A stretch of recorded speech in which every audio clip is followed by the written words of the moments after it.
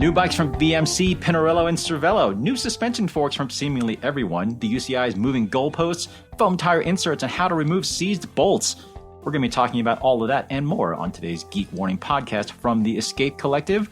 I'm James Huang, and I'm joined today by tech editor Dave Rome in Sydney, Australia. Hi, Dave. Hello. We're also joined by tech editor Ronan McLaughlin in Northern Ireland. Hi, Ronan. Hello. I just realized I have time trial helmet hair. So I was just fixing that. Ace mechanic Zach Edwards from the Boulder Gruppetto is off driving go-karts tonight. I'm a little jealous, I have to admit. Kaylee is off he's doing God knows what. He's just not here today, but that's okay. How's everyone else doing today? Ronan, you got time trial hair, so that suggests to me that you were maybe wearing a time trial helmet at some point. Not just a time trial helmet, but 5 different time trial helmets. At the same time, that's quite impressive. No. Just one at a time, but for a few minutes each, doing some aero testing today. It's the first day we've got with sunshine, dry weather, and no wind in Ireland here since, I don't know, probably last year. So made the most of it with a bit of aero testing today. Okay. So it's the only day of the year that you get to do that then? It's the first and last day of summer, yes. Excellent. Straight into winter for you then. Yep. Speaking of winter, Dave, your summer's ending, actually, just as ours is beginning. Yeah, I actually am sitting here with a jumper on and a heater. I actually need to turn the heater off. It's already too warm. But I'm missing the warm weather, but it'll be back. Well, I dare say I know what your winters are like, and they're not really winter, so I don't Pretty feel mild. too bad for you. Yeah. All right. Well, today's episode of Geek Warning is brought to you by you, actually. The Escape Collective, which is what brings you Geek Warning, it's a member-powered publication funded by our readers and listeners, meaning that we have no ads here on the Geek Warning podcast. So if you enjoy the show, please consider becoming a member of the Escape Collective. And if you're already a member, thank you, first of all. And please mention us to your writing friends. So with that, shameless self-promotion, I should say, let's go ahead and get into the news today, shall we? Ronan, I want to start with you. You spotted a new time trial bike from BMC. Some comments have said that it looks a lot like the old BMC time trial bike, but I think we beg to differ. This it popped up at the Tour de Romandie, and I hadn't actually caught the Tour de Romandie time trial on TV, but when I was looking for photos of Rui Costa's mishap on the start ramp where he had the wrong chainring bolts on his bike, which then gave way because they were 1x bolts instead of 2x bolts, and caused him, well, he actually didn't crash, but he kept it upright, hurt his knee, anyway, took him out of the race, and I was reporting on that a couple of days later, looking for photos of him, and found a photo of Tom Bowley from the Tudor Pro cycling team riding a new BMC time trial bike. And I think maybe the confusion might have been that it looks a little bit, or at least resembles and borrows some shaping from the Red Bull racing partnership that BMC had last year, and looks a bit like that, because as for the existing UCI legal Time Machine 01 disc, as I think it's called, the current time trial bike from BMC, this new thing doesn't really look like that at all. It says BMC, but apart from that, it's entirely different. It seems like apart from like kind of BMC's typical kind of like angular styling cues, then there's quite a lot different here. Yeah, like the new bike, it's probably easiest to start with what it does share with that Red Bull racing bike that popped up last year, because I think pretty much everybody has seen that. And that's sort of the head tube is very similar there. The fork crown, or I'm sort of almost tempted to call it a fork wing, because it's so wide and sort of flat shaped there at the front. The fork legs look very similar. The down tube and the seat tube all look very similar to that Red Bull racing bike. But I think the most notable differences are certainly in the chainstays, because as I said in that article, the rear wheel is now in the same time zone as the rest of the bike, which is a good start. And then I think most interestingly is actually the top tube, which is not really a tube that's usually all that interesting. But in this case it is, because it tapers from the sort of wide and just the sort of top tube you would expect in a time trial bike to to a tube that's almost entirely flat where it meets the seat tube, and I found that pretty interesting. And it's probably only possible just because of the relaxed UCI regulations that now permit a tube to be right down to 10 millimeters in thickness. Previously, that had to be a minimum of 25 millimeters. So that's something new that's possible thanks to a relaxation of the UCI rules.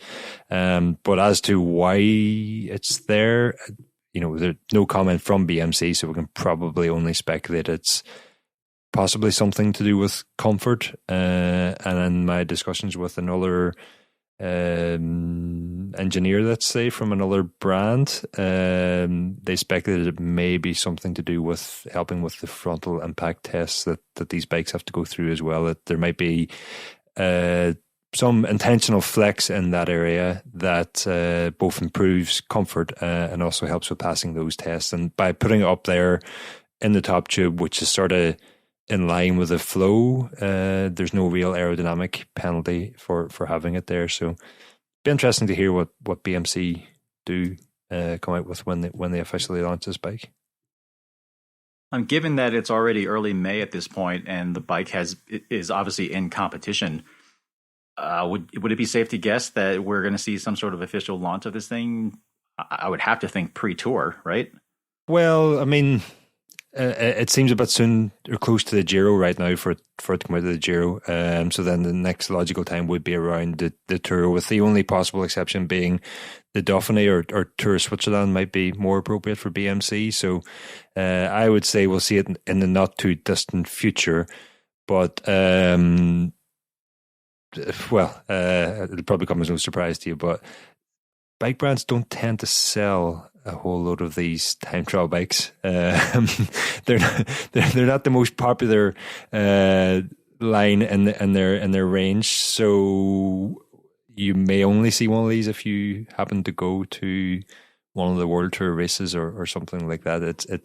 It may be unlikely that you see one in the caravan.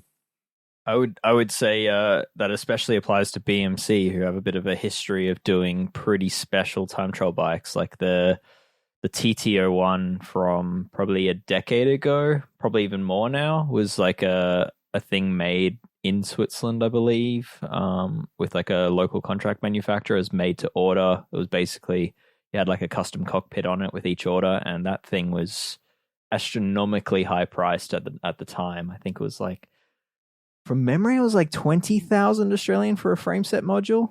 So yeah, I mean, BMC definitely have a history of trying to push the boundaries in this space without the expectation of selling their things. And if the rumors I'm hearing are correct, they actually have another couple of, like, think of all the development and all the cost that goes into producing a time trial bike like this. Apparently there's two other triathlon, either prototypes or sort of new triathlon bikes within the triathlon scene at the moment. So that if you then consider the Red Bull racing bike that came out last year, there's 4 new time trial bikes that BMC have developed, and yeah, they might sell 4 also. I mean, the fact that BMC seems to be putting in an awful lot of resources into bikes that clearly aren't going to see a whole lot of widespread commercial success, perhaps leads into the next little bit of BMC related news that we, I guess, Ronan, you picked up on the other day. It sounds like BMC, the company, may actually be thinking about going up for sale. Yeah, it was Bloomberg who reported last week that BMC has hired investment banking firm Alantra to consider potential options, including a sale. Should probably say that there's no guarantee that a sale will be the outcome, or they're even looking to sell at the moment, but they're certainly considering it, and wouldn't comment on the matter. And Elantra, that the investment banking firm that was named there, they have a bit of history in these sorts of things, in that they were they advised El Cateron's the branded, or the sort of umbrella firm that acquired Pinarello back in 2016, and Elantra, they also were involved in the 40% or the sale of 40% stake in, I'm going to try and pronounce this, but I'm probably going to butcher it, Manifattura Valsica, Maximo, something like that, whose brands What include language is that? both Sportful and Castelli. I'm going to assume it's Italian, given that their brands include Sportful and Castelli. So, and sticking with those Italian brands, the same article reported that actually, I'm not even going to try that again, but basically Pinarello may also be for sale, according to an Italian financial newspaper. Again. With BMC, I guess it's worth noting that it was founded by Swiss millionaire, potentially billionaire, Andy Rees, who passed away a few years ago. And was it founded or did I always thought he acquired it like very, very early, but yeah, my understanding was that he acquired it.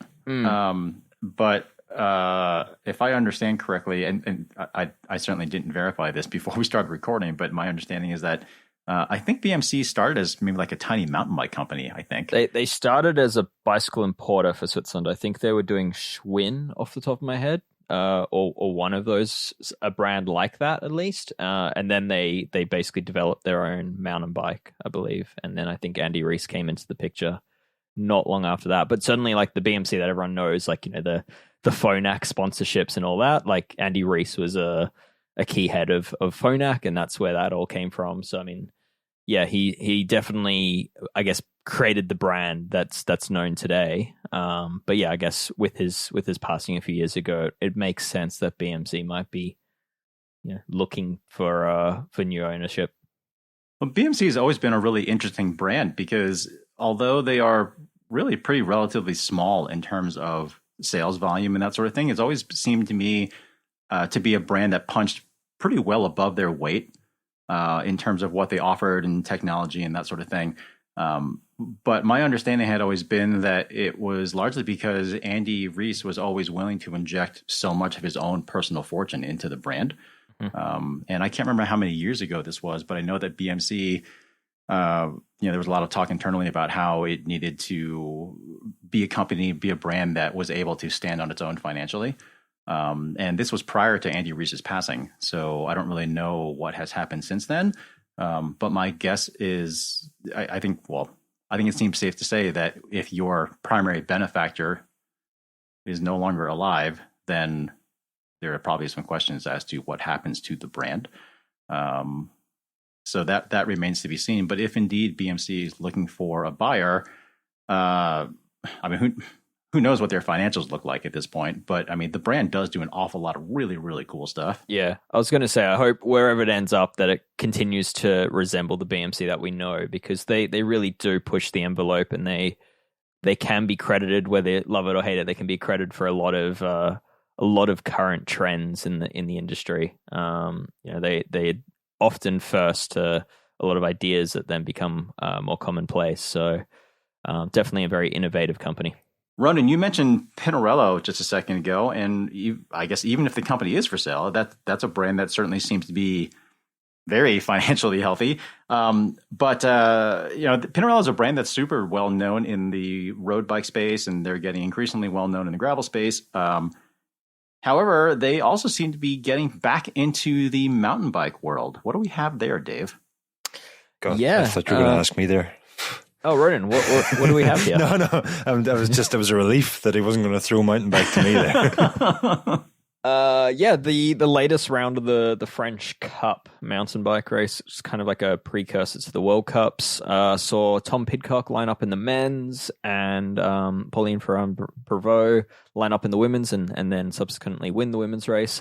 Both on the typical black and white camouflage kind of bike, which is a brand's way of telling you that something is new and potentially not a prototype. In the car world, that sort of camouflage is always used for testing prototypes, but in the bicycle world, it's more used as a marketing activation to tell you that something's about to be revealed.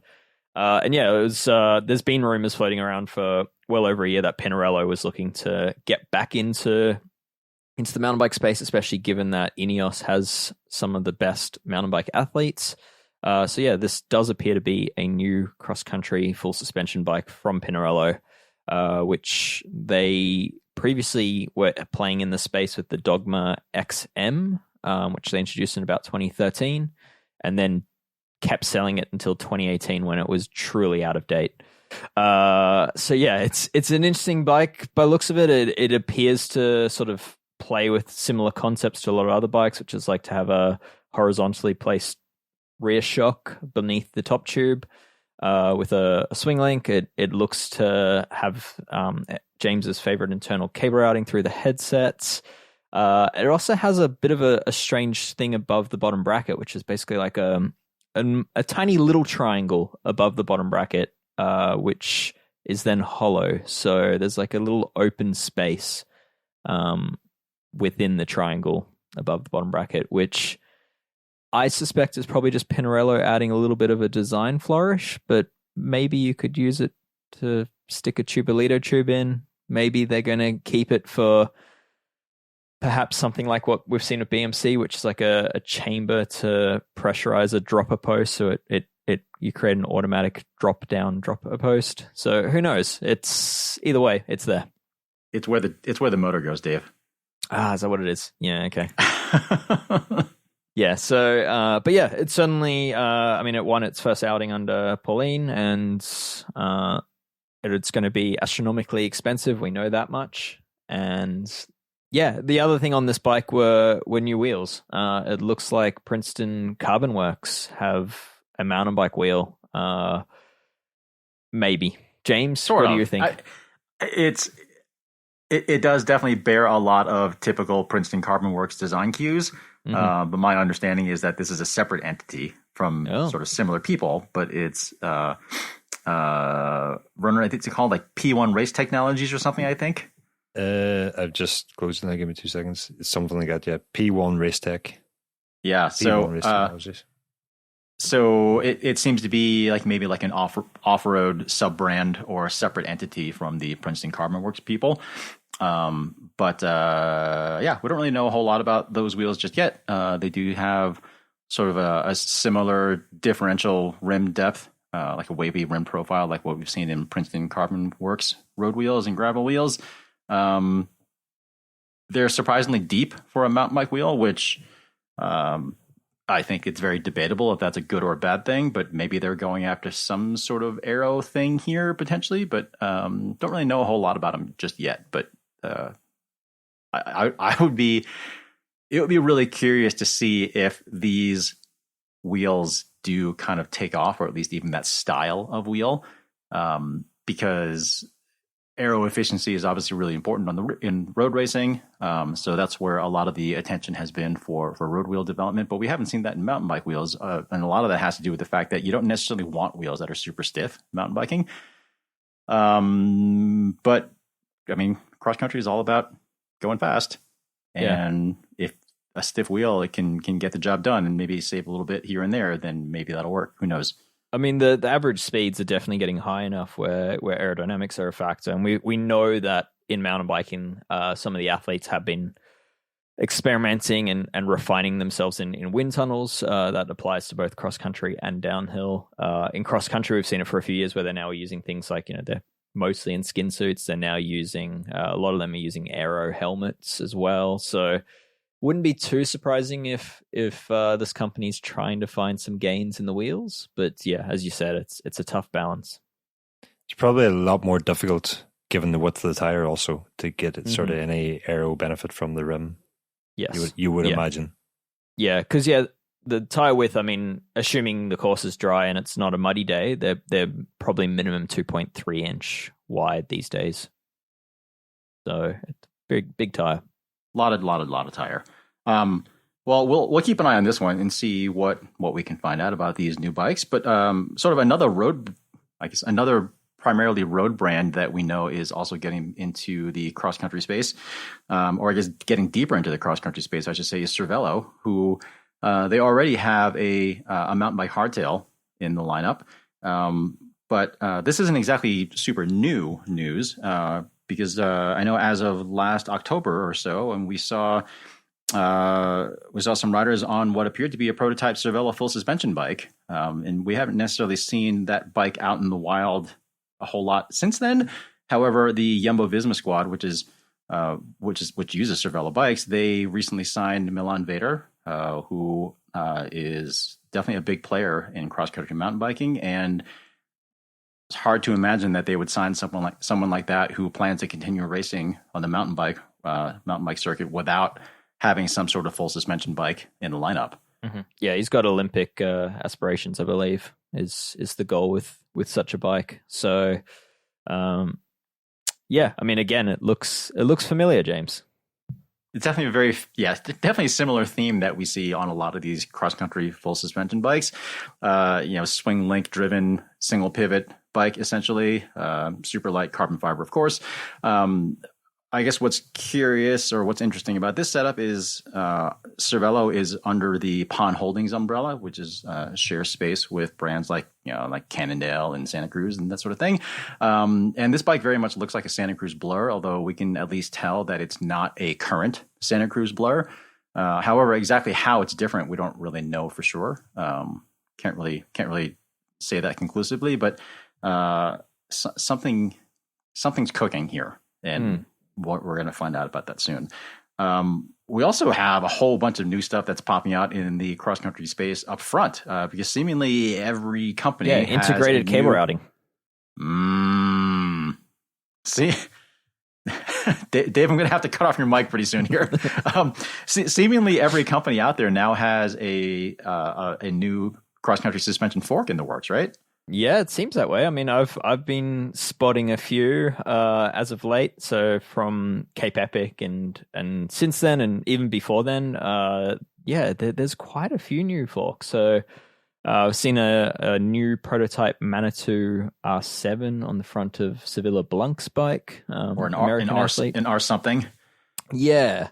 I'm assuming it's an R7 because that's an existing model name, and model names are hard, so they tend to recycle them. On the front of Nino's bike at Cape Epic, I spotted a new prototype RockShox Sid, which looked, I could only tell it was new based on the crown. I really don't know what else they've changed with it. Jordan Saru on a BMC had an Öhlins XC suspension fork, which would mean a new category for Öhlins. I mean, they've been playing in the gravity space for some time, and they've also got trail forks now, but yeah, lightweight XC fork isn't something we've previously seen from them. And then this new Pinarello that we're just talking about, on the front of that is the SR Sun Tour suspension that Pidcock's been on for like the last 2 seasons. He raced that to his Olympic win. It's got sort of electronic controls on it. They've been pretty quiet about what those electronic controls do exactly. It's but given that it's linked to the damper side, we can probably assume it's kind of lockout related. But yeah, there seems to be a lot of activity in the space, and I'm all for it.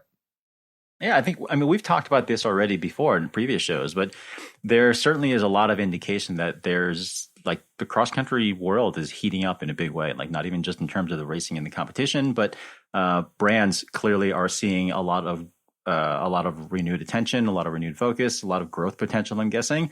And as Zach said in last week's show, I think as bikes got bigger and longer travel and heavier, then I think we may be seeing the pendulum swing in the other direction, with people suddenly realizing like, I don't know if I really want to pedal a bike that has, this much weight and 160 miles of travel all the time. Yeah. I mean, the other thing that's on top of my mind is what's causing so much growth and excitement in XC is the budgets of road teams are getting involved, right? You've got previously you'd have Nino, who's a superstar and probably paid multiple factors more than many of his competitors. But now you've got the likes of Vanderpoel, and you've got Pidcock, and you've got Milan Vader, and you've got all these riders that have the backing of these super teams and the marketing budgets and the notoriety that these teams bring, and they're all pitching up at these races and bringing far more attention to them than previous. So it's opening the sport up to a whole new market, which is really cool to see. But going back to the forks, James, I'm going to put you on the spot here. With all these new forks that we're seeing, I mean, basically, the problem with seeing new suspension forks is you kind of only can see the outside of it, but what really matters is what's on the inside. And what I would say is I guess in my mind, I am seeing a trend of probably larger stanchion diameters than what we've previously seen in cross country to make the forks stiffer. But James, what would you like to see? What do you look for in a cross country race fork, and what do you hope are inside of these? I mean, I can at least say what I think I expect to see in a lot of these forks, which for XC, obviously there's a big focus on weight, although there's a bigger focus, I would say, on efficiency. Like with this SID, for example, RockShox came out with that flight attendant setup not too long ago. It's sort of like a electronic terrain sensing system that automatically adjusted damper settings and whatnot for fork and the rear shock and everything. And that system doesn't currently exist for the SID. And it's not that big of a stretch to imagine that it might. And for forks that have less travel, like a SID would, like 100, 120 mil, probably 120 mil, that system maybe wouldn't have to be as sophisticated. It could potentially even just be like a simple on-off, although that seems maybe a little unlikely. But that sort of thing seems like something that SRAM and RockShox could very likely be playing in, because they are making a much bigger emphasis on electronics and sensors and that sort of thing. Manitou is an interesting one because they have been, historically, they've been a really big player in the cross-country space, and they just haven't really, they've never really regained the kind of the glory days of old in recent years for a variety of reasons, I think. But I don't think it's necessarily because of the product itself, because the stuff that they make now is actually really, really good. It's mostly been sort of like an awareness and marketing sort of lag on their part. But for this new Manitou, Manitou hasn't really been big on electronics for suspension stuff anyway. And my guess is, again, this is my guess, but I would have to think that from what we can tell on this new R7, 8, 8.5, 7.4, whatever, it seems like my guess is that they have made it a fair bit lighter, because I think that's where they potentially have the most to gain. But as far as electronics go, that SR Suntour fork, however, that looks like it definitely has some sort of electronics box on top of that damper. So that seems to be another place where another brand where electronics are coming to the fore for cross-country suspension. Who knows what's happening there? Hard to say. And then the Öhlins, just given that company's history, it's got to be some sort of advanced damper technology. Öhlins has always banked on their damper quality, their damper sophistication, like all the various circuit design and that sort of thing. My guess is that Öhlins would be banking more on that fork's ability to kind of provide better traction and ride control and that sort of thing. The other thing with Öhlins is that they don't really have, you look at every other of those brands and they kind of have to have like an OE friendly product. So they have to have a product that they can make more affordable. So they might have the top end version, but they have to have a model that they can down spec for I guess sending out on well-priced bikes. Whereas Öhlins doesn't really have that. I mean, they're very premium brands. I mean, they can just go all out on this thing without having to think about the scalability of it. So, I mean, I wouldn't be surprised if this like sees the return of, say, like a carbon fiber crown steerer unit, for example, which is something RockShox did many years ago. Whether that's a good thing remains to be seen, but I wouldn't be surprised if they've sort of gone that way to save weight while having what you're saying, James, which is superior damping. Yeah, I mean, for all this stuff, I'd imagine we will find out more about this stuff as the World Cup cross-country season kicks off, which is going to be in the Czech Republic in just a couple weeks at this point. And speaking of which, I don't know if we've made the announcement yet, have we? But we are diving into cross-country mountain bike coverage on the Escape Collective, specifically with the World Cup circuit. So on request from Ronan. On request from Ronan, indeed. But a lot of regular readers may have noticed that we have been including a lot more cross-country mountain bike stuff in the last couple weeks, and that is not a fluke. That is just a sign of things to come. So stay tuned for more on there.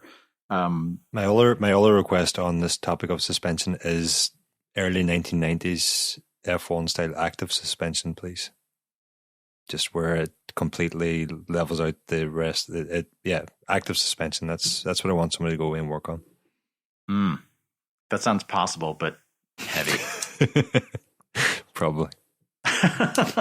Dave, another thing you mentioned just a minute ago was how Öhlins kind of had the freedom to kind of play in the premium space since they didn't really need to bring prices down for OE and that sort of thing. But speaking of price drops, you picked up on something that was pretty interesting and actually a really good news from Lauf, the Icelandic brand. It's kind of with all the gravel bike stuff. What are they got going on here? They've announced that they're now assembling certain models in the US, and as a result of that, there's, I guess, freight and logistic advantages to that have allowed them to reduce prices. Truthfully, and this is going to sound a little bitter, normally when brands realize these efficiencies, they increase profits but not reduce prices. And I have to say, Lauf is killing it. So the Seigla is a bike I reviewed, and James, I think you also helped me review it at the last place, and I was really impressed by this bike. Super capable, super versatile bike, some very smart features, enormous tire clearance for a gravel bike. It looked good too. It looked good, but what really stood out at the time was that the price, the value was just almost unbeatable. Like, it really was a lot of bike for not a huge amount of money. And that was at a time where everyone else had raised their prices because they could.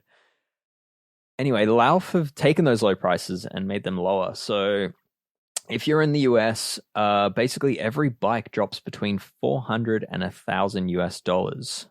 So for example, you can now get the Lauf Seigla with a rigid fork, with the Force Explore group set, a dual-sided power meter, carbon handlebar and seat post, good tires, and E13's carbon wheels for US $4,140.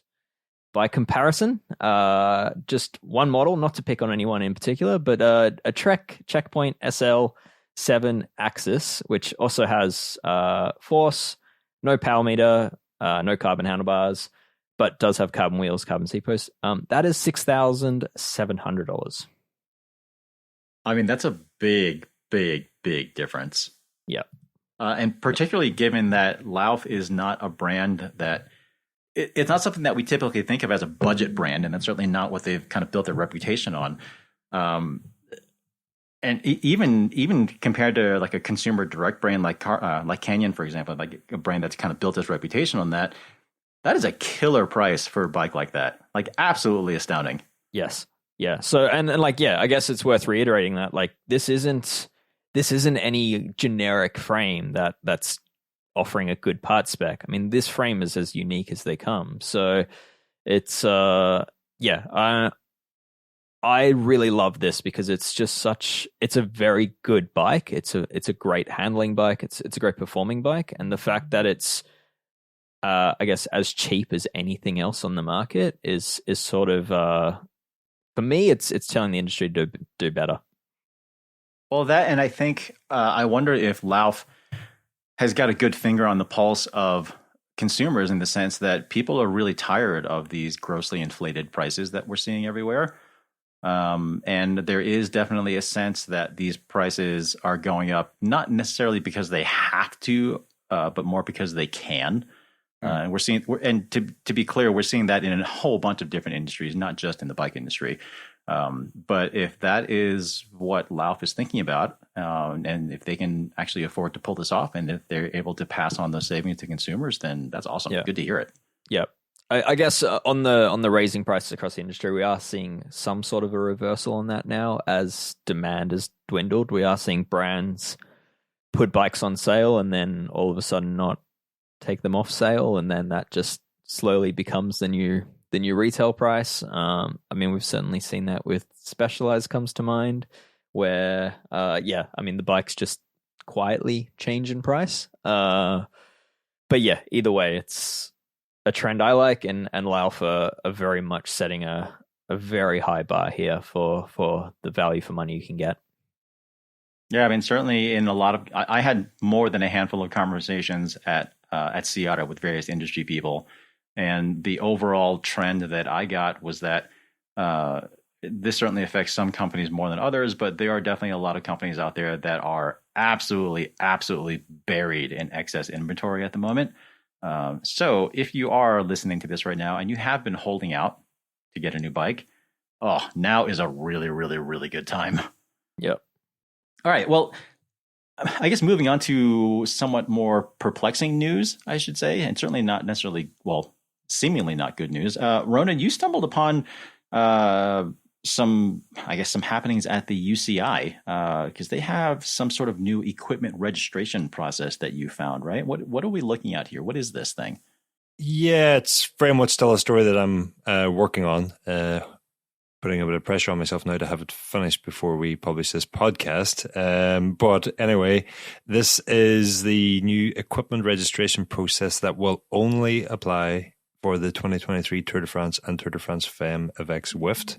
And reading into it, so this is a draft document that I got my hands on, and reading through the 17-page document, it's basically a move that the UCI has made. They've cited some of their regulations that outline specific obligations aimed at promoting fair and equitable access to equipment, and they are now to try and ensure that the rules that they already have in place, namely the frame approval process, the wheel approval process, the equipment registration for the Olympics, and that, to ensure that those rules are adhered to, they are now going to implement for this year's, or it looks like they will implement for both this year's Tour de France, a registration process that will be the responsibility of the teams to register what the UCI have deemed critical equipment, and their critical equipment list includes the frame sets, so fork and seat posts as well,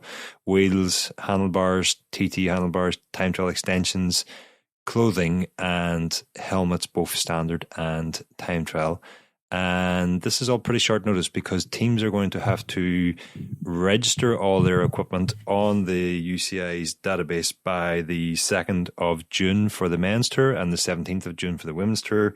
And all this equipment will then have to be presented to UCI staff and approved individuals on the ground at the Grand Depart of both tours for the UCI to then apply RFID tags to frames.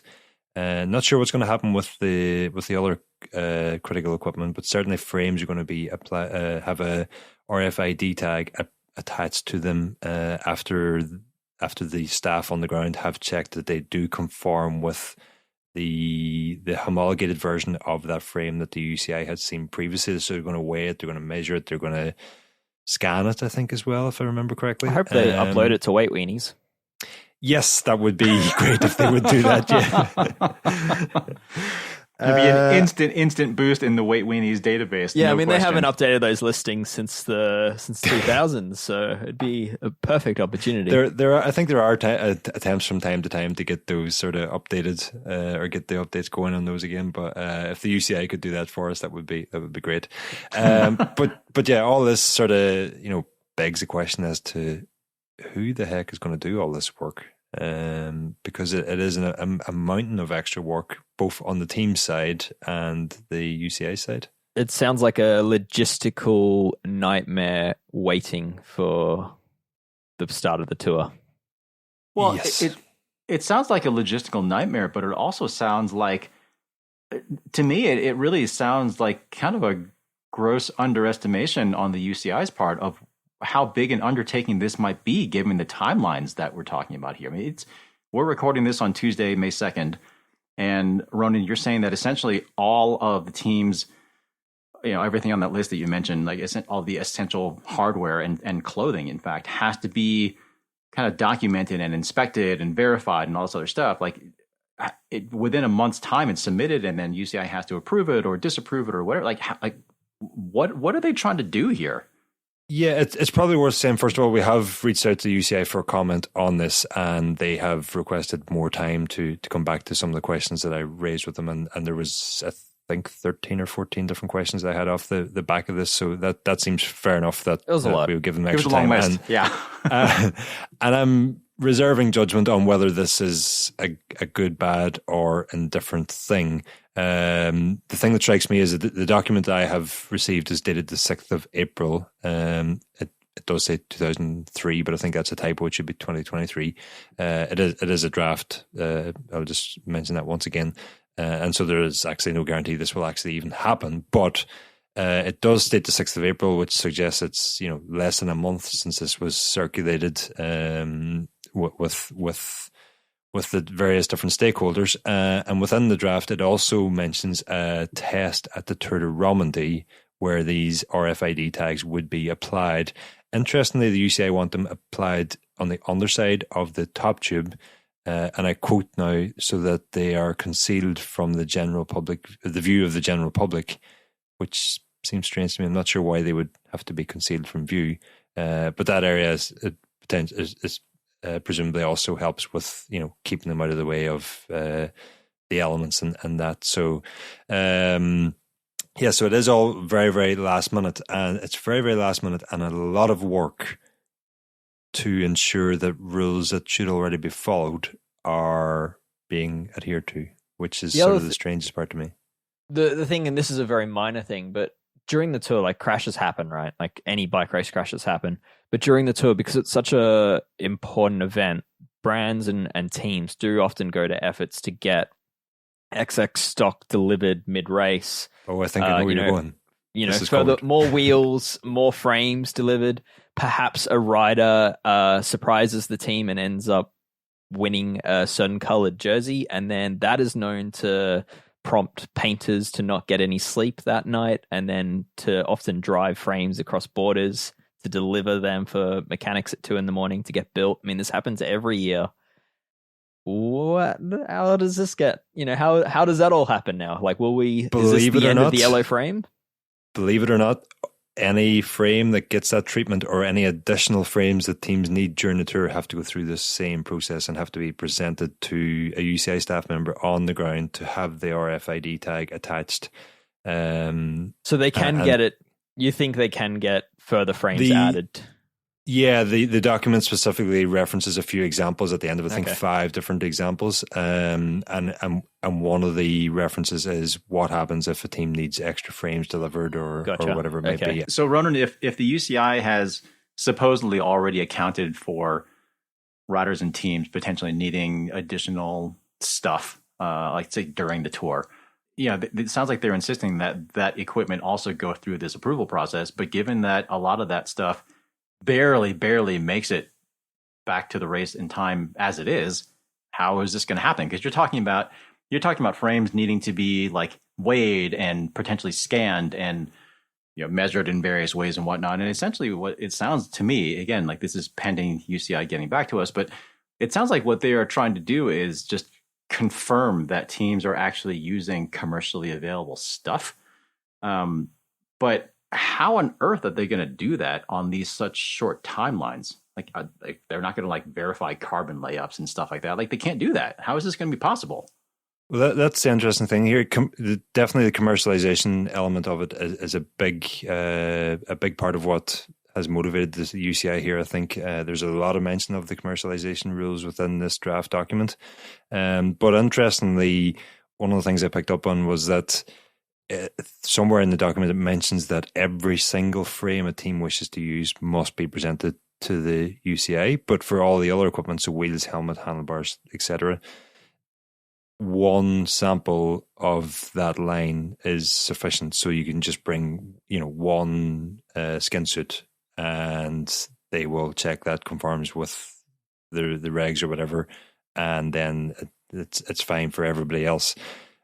Which, thinking of skin suits and how critical the sort of aerodynamic developments have been there recently, and time trial extensions also, which are listed in critical equipment, but one sample of those will do, how they can vary from rider to rider with the custom versions that they have nowadays, strikes me as a bit odd that, to me it would be the other way around. A frame that has gone through a frame approval process, surely one frame would suffice.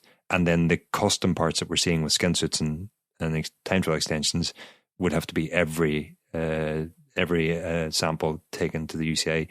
And that sort of, given that it's the other way around, that sort of leads me to question, are the UCI implementing this because they feel that the frame rules or the frames that teams are using do not entirely conform with the frames that are being homologated previously? And is that part of the motivation? I also just don't see how this process actually achieves what they're potentially trying to achieve with it, because the way, Dave, hold on, I'm going to cut you off right there. I'm not even going to let you continue, because I just want to remind you, we are talking about the UCI here. All right, but let me continue. Okay? So, no. I'm gonna cut us off on this one, mainly because we have yet to hear from the UCI from as far as responses to Ronan's questions. And this is going to be a big discussion, and we can continue on this for quite some time. And I would like to continue this discussion on the next episode after we hear back from the UCI. All right. Before we do move on, perhaps in the name of efficiency for the rest of the episode, I might get my mind off my chest right now. And that since I've been thinking about this, I was previously working on an article with Eric Brunsford, who authored the From Marginal Gains to a Circular Revolution book a couple of years ago. James, I think you've spoke to him previously, and this is partially why I'm still reserving judgment on the UCI process that they're planning to implement, because I think potentially for all the regulations that the UCI introduce, perhaps they're just directing their energies in the wrong direction. And if they actually moved away from trying to regulate to level the playing field and regulate towards a more sustainable and reusable and environmentally friendly professional racing scene, it could actually motivate the entire industry to move in the same direction, given how, if you just think about the frame of approval process, which is central to all this, and how instrumental that has been on the design of every bike shop we see in our local bike shops, despite the fact it does not apply whatsoever unless you're going to do a UCI sanctioned event. But still, all the frames have the UCI approved frame tag. It's not any sort of safety standard. It's just to say it conforms with their regulations. And even if you're not going racing, your bike still conforms to those regulations. And I would like to see if they just picked a date, 5-10 years from now, and they said from this point onwards, we are only going to approve frames that are made with bio-based fibers and bio-based resins, and from this point onwards, we're only going to approve frames that have this bottom bracket standard and have this shape of fork steer and have standard for free hub bodies, so the cassettes are interchangeable between group sets. And they've already proved with the frame approval process, they have the power to do this, and the industry will follow. Or just safely survive certain crash parameters, right? So it's not disposable. Exactly. And the big one, believe it or not, the big one I think that is the key, and that's part of what I've been working on with Eric, is actually an increase in the minimum weight of a bike. And if we increase that, it then gives manufacturers the freedom to use bio-based materials, which will be heavier, and build frames that may last longer, because they don't have to be at 6.8 or whatever. So that's my on my mind, off my chest, and all in the name of efficiency. It's a good one. I dare say, I mean, as much as I like the idea of that, I don't spoil for me. Don't. I mean, I hate to say it, but the first thing that comes to mind is if the UCI really wanted to make professional road racing or professional cycling more efficient, road racing. I'm going to cut you off there, James. Sorry, we'll save it. We'll save it. The Tour de France has been canceled here forever. No support vehicles. Everything will be all 21 stages will be based out of a single city. No transfers.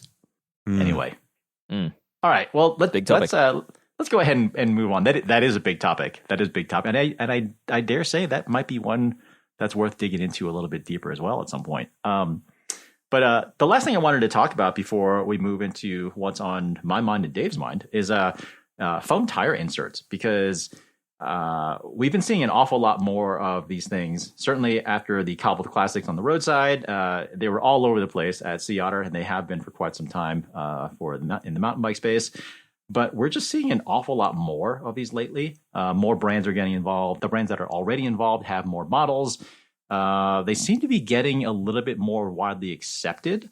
There used to be a lot of resistance to these sorts of things, and it used to be that it was only like a downhill and enduro thing, but like they're kind of getting to be everywhere. So like, do we have any thoughts on why these are getting more popular, and like, is it all just hype? I mean, for one, the tech has improved greatly where they no longer come with an enormous weight disadvantage. So Vittoria just released their road version, kind of lighter weight insert, but for cross-country mountain bike tires, which is only 50 grams an insert. Whereas before you used to think of like Cushcore, which is closer to 200 grams an insert. So yeah, I mean, the weights are definitely coming down. And that was one of the big disadvantages previously. Whereas the advantages now are basically that you potentially have a tire that can be still ridden once flat. It has better, I guess, less chance of burping the sidewall off if you do use low pressure, less chance of damaging a rim and pinch flatting the tire. So, I mean, the advantages are there, and the advantages are actually quite big when you're talking about a lower volume tire, such as a gravel tire or a road tire, or, in the case of cross country, where the tire itself is actually quite light and doesn't have the sidewall stability that a heavier gravity focused tire would have. I'm not surprised that we're seeing drop bar categories and cross country really taking to this tech. But at the same time, I actually think I'm seeing a trend of less inserts being run at the gravity side of things. So enduro and downhill, I actually think they're becoming less popular than they were 3 or 4 years ago. And a lot of that is new rim technology. They're coming up with rims that are wider, but also the rim bed and the sidewall of the rim is not pointy like it used to be. They're now using really flat shapes that you can kind of hit the tire against and it won't pinch flat the tire. And then the other thing is just tire technology. The tire manufacturers have come long ways in terms of creating sidewalls that are more resilient and more stable, I guess, in terms of allowing low pressure without folding over. It is kind of ironic, it seems to me, though, that as you were saying, Dave, that we're seeing a little bit less use of these things in those kind of more gravity-focused disciplines. That it's kind of ironic that we're seeing less use of it where it started and more use of it where I would argue, like you said, it actually has the most utility just because we have the smallest air volumes in place. I guess we know why there has been so much resistance to the idea, but is it basically just because it's something new? Probably. Yeah. I mean, yeah, it's especially in the road. And I mean, gravel is in many ways follows a road industry. I mean, we're talking pretty traditional industries where uptake of tech can be pretty slow. Ronan, thoughts? Well, I think one of the sort of, at least on the racing side, is on the road, is the extra few watts or whatever of rolling resistance or drag that you're going to get by including an insert. I guess, like, there's nothing slower than being stopped. So, it's one of those, it's going to save you a heck of a lot when it actually works, but the rest of the time it's costing you, and it's weighing up that cost benefit. Yeah, and the cost benefit, like a lot of these teams, I guess, will typically run inserts, at least for road, when they think flats are likely. When they think a sort of impact related sort of pinch flat might be likely. Well, as we've seen in Roubaix, a lot of them opted not to. Yep. And at least according to Geraint Thomas and Luke Rowe, that was because there's a few watt cost to running them, and teams didn't want that cost. But I don't know, especially for that race, probably that race solely on the road, that's like guarantee you really should be riding them, in my opinion. The rest of the year, it really is a difficult decision, except with the Vittoria ones, I think, because EF seem to be using those pretty much year round, if I'm correct. And Jumbo-Visma were racing with them at Flanders also, but it'd be interesting to see if they do that for the rest of the season or not. Yeah, I guess the Vittoria ones are a little bit different because Yeah. Vittoria claims that when the tire is pressurized, that foam insert kind of self-compresses on it. It compresses on itself. So in theory, it really shouldn't have much, if any, impact on the tire's rolling resistance, since that insert doesn't really contact much of the casing, seemingly. And then if you do get a puncture and you lose that pressure, then that's when that foam insert kind of expands to fill more of the tire casing. So theirs is almost, at least on the road anyway, their design is almost designed more for run flat capability than it is for tire support at lower pressures, since you're not really running lower pressures. And there's no rim protection.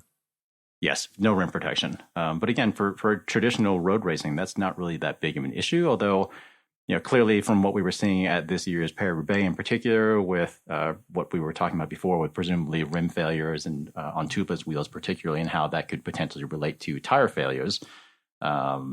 Maybe we will see some foam inserts with some more rim protection in the near future. I guess we'll find out. But anyway, just some food for thought. James, you've been running various gravel-based tire inserts for some time. I don't know if you're planning to do a comparison at some point, but what are your thoughts there? If you had to pick one, what are you picking?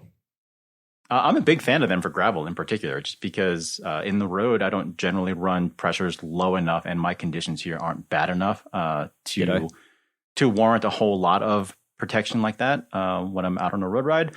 I do run them on my mountain bike, but because we have an awful lot of just sharp, pointy rocks and stuff here. But gravel is actually where I see the most benefit, mainly because you are essentially running oftentimes you're running stupidly small tires on terrain that you really shouldn't be on. And you basically need all the help you can get, since a lot of times you're running sort of a bad mountain bike with tires that are too narrow. But as far as ones that I liked the most so far, I've been most impressed with the ones from Cushcore and Rimpact. Those are the ones that I've seen the biggest benefit from. The Vittoria ones have been pretty good, but mostly for kind of like flat protection and I guess run flat capability. But the Cushcore and the Rimpact ones have been the ones that I've noticed the most casing support and the most ability to run lower pressures without really having to run too much of a risk of a flat. But that's how things are going so far. But I guess that would be a little preview of the comparison article that I am still planning to finish. I recently got the Vittoria ones in. I haven't fitted them yet, but I'm just sort of curious to try them on the road. And I don't know, try to figure out a way that I won't have to wait for a puncture to naturally happen. To see, I'm sure you can figure out a way to make that happen, Ronan. Yeah, pretty sure I can. But the only other ones I've ever used are Cushcore on gravel setup as well. I will say if they were a bit easier to fit, I might not have broke my leg, because I gave up on trying to fit them that day in CX tires. Decided to go a little bit harder with the tires because I didn't have the Cushcore in there. Had I had the Cushcore, I might have been running softer pressures and might have had a bit more grip. Anyway, that's besides the point. On the gravel setup. We can title this episode Cushcore broke Rodin's leg. Yeah, let's probably not. People may get the wrong idea. Yeah. To be fair, I was using cyclocross specific ones with cyclocross tires and everything. All the dimensions were on the limit of what was compatible. It was just incredibly hard to fit. But since then, with the gravel setup, big fan. Yeah. That is the obvious downside here with a lot of these is there's no denying that it makes fitment a little bit trickier, but for me it makes tire removal insanely difficult. Specifically, like I'm thinking of, I've got a wheel set, like a Roval wheel set with Continental tires on the gravel with Rimpact Pro inserts, and the Rimpact Pro inserts I actually found slightly easier to work with than Cushcore, but that tire's not coming off when I'm on the trail, whether I want it to or not. For better or worse. So I did get one of the cyclocross tires fitted that morning, and 6 months later, when I was not even considering cyclocross again, but just needed that rim for whatever, I had to cut the tire off. And the problem I have now is that I don't actually ride gravel all that much, but I do have the Cushcore still set up in a gravel wheel set. And now I'm wondering, is the sealant the tubeless sealant dry? How do I check if I can't get the tire off? If I have to cut the tire off to check? And yeah, well, you cut the tire off to check, and then if the sealant is bad or dried out, then you install a new tire with fresh sealant. And if the sealant was still good, then you install a new tire with fresh sealant. So the end result is the same. Yeah. All right. Well, let's go ahead and wrap up that segment. Ronan, you've already shared what's on your mind this week. I have something on my mind, but we're running a little long in this show, so we're just going to go ahead and skip mine for this week. I'll save mine until next week. But I wanted to debate you about it. Oh, you did? All right. Well, how about we'll just do mine then, and we'll skip yours. So, all right, deal. So my apologies. In the intro, we did mention that we were going to talk about fastener extraction, so we'll save that for next week's show. So what is on my mind is I miss cup and cone bearings in hubs specifically. We have seen industry-wide shift to cartridge bearings in hubs. I would say dating all the way back to like the mid 90s, really. It's from like the CNC era, essentially. And they're pretty much the standard now. And in most cases, they work just fine. They're good. But I still really miss cup and cone bearings because of how they handle side loads better. I feel like they did require more maintenance and a little bit more setup, or a little bit more care and setup, but they were absolutely bomber. Like, you can have old Shimano hubs at this point that are 30, 40 years old that still work great. Whereas cartridge bearing hubs just don't really seem to last nearly that long. And I miss them. Understood. Don't disagree. But I am currently finishing up a review of Shimano's 105 carbon wheels, the RS 710, which have a cup and cone hub. And because it has a cup and cone hub, and because Shimano is Shimano, that wheel set is currently and forever locked into a single axle fitment. I mean, there are ways that they could have worked around that, but they've decided not to.